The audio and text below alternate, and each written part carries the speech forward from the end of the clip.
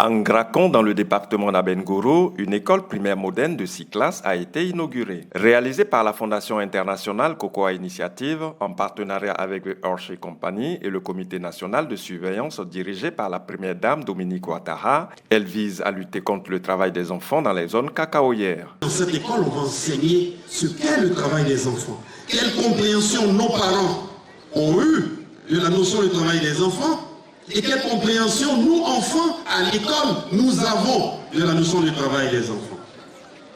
Alors, tandis que les parents sont dans les champs et que les enfants apprennent, il faut une cantine scolaire pour qu'ils s'asseyent et qu'ils mangent à midi pour ne pas avoir à faire le chemin pour aller au champ, juste pour manger et être découragé et ne pas revenir à l'école. Les initiateurs rappellent que l'éducation est essentielle pour offrir un avenir meilleur aux enfants et à leur communauté. Dans le cadre du programme Hershey School, 10 écoles verront le jour en Côte d'Ivoire, dont celles de Ngracon et de Baoubli, qui ouvriront dès la rentrée du 8 septembre. Nous sommes toujours dans la continuité de cette dynamique de notre fondateur, en œuvrant auprès de l'État de Côte d'Ivoire à la construction d'écoles pour continuer à favoriser la scolarisation, la protection et le bien-être des enfants.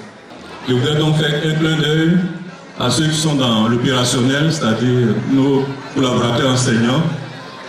Ils ont le devoir donc d'encadrer les enfants qui leur seront confiés par les parents, qu'ils soient des pères, des mères, des grands-pères, des grands-mères, pour les enfants qui leur seront confiés.